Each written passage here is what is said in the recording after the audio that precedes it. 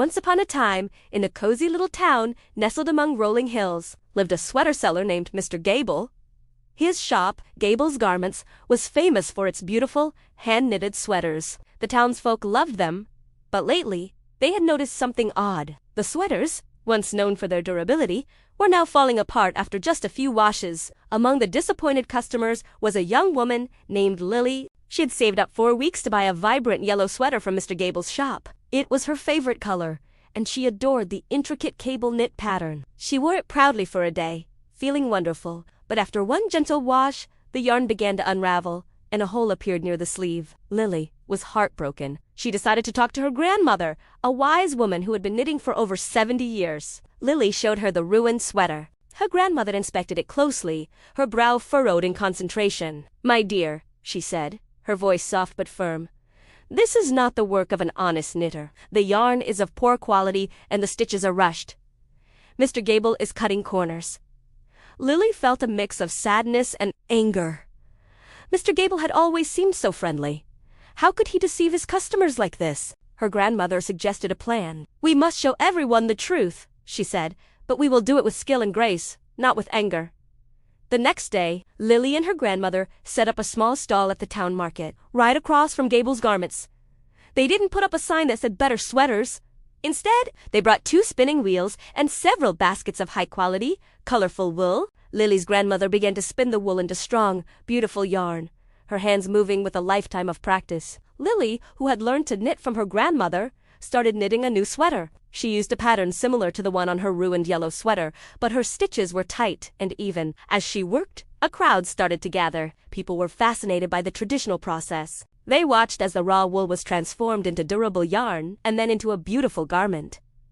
Mr. Gable watched from his shop, a nervous expression on his face. He saw his usual customers stopping at Lily's stall, their eyes wide with admiration. An elderly man, Mr. Henderson, picked up a strand of the yarn Lily's grandmother had spun. "Now this is proper yarn," he boomed. "This is what my mother used to use. It lasts a lifetime." A young mother, holding her child, pointed to Lily's knitting. "Look at those stitches," she said to her friend. "So perfect. That sweater won't fall apart, I can tell." The friend nodded, glancing over at Mr. Gable's shop with a look of disappointment. Lily didn't say a single bad word about Mr. Gable. She simply smiled and continued to knit. When people asked what she was doing, she explained, "My grandmother is teaching me the art of making sweaters that are meant to last, to be passed down through generations. It's about quality, care, and honesty." Her words, though simple, were powerful. They highlighted everything that was missing from Mr. Gable's recent products. The crowd understood immediately. They had all experienced the same problem with his sweaters. They felt cheated. As the day went on, Lily's stall became the heart of the market.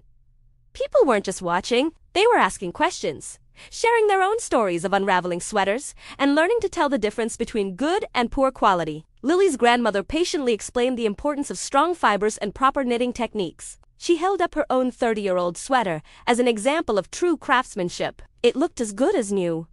Mr. Gable's face grew redder and redder. He tried to lure customers back by announcing a sudden sale. 50% off all sweaters, he shouted.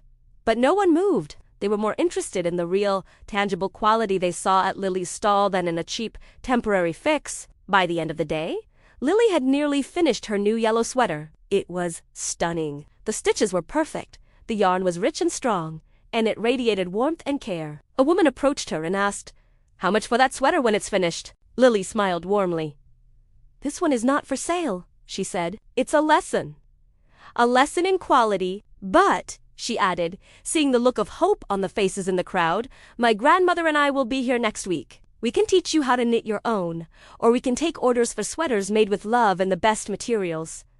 A cheer went up from the crowd. They weren't just customers anymore. They were a community, united by a desire for honesty and quality. Defeated, Mr. Gable slowly began to pack up his shoddy sweaters.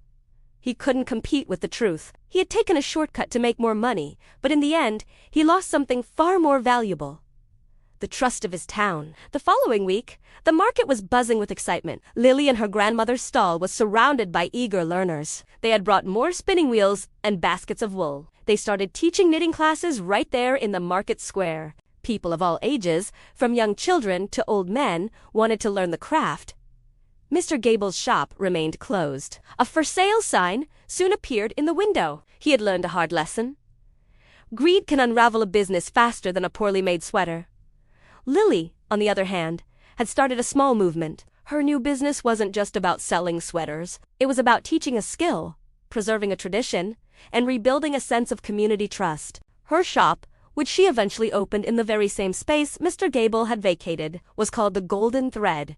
It became a place where people gathered not just to buy, but to learn, to share, and to connect. And so, the town's sweater-making tradition was revived, all because one young woman and her wise grandmother chose to expose a lie, not with anger, but with the simple, undeniable power of quality and honesty. They showed everyone that the best things in life are not the ones that are made quickly and cheaply, but the ones that are crafted with care, integrity, and a little bit of love. This story teaches us some important vocabulary and phrases. Let's review. Cutting corners means doing something in the easiest or cheapest way, usually by sacrificing quality. Mr. Gable was cutting corners by using cheap yarn. Intricate means very detailed or complicated, like the intricate cable knit pattern on Lily's sweater. Deceive means to trick or mislead someone. Lily felt that Mr. Gable was deceiving his customers. Craftsmanship refers to the skill involved in making something beautiful with your hands. Lily's grandmother's sweater was an example of true craftsmanship. Shoddy is an adjective that means badly made or of poor quality. Mr. Gable's sweaters were shoddy. Finally, integrity means the quality of being honest and having strong moral principles. Lily and her grandmother acted with integrity. They didn't lie or attack Mr. Gable. They simply showed the truth. Remembering these words can help you better understand stories and express yourself more clearly. Quality and honesty are always more valuable than a quick profit. Thanks for watching and learning with us today. Don't forget to like and subscribe for more English stories.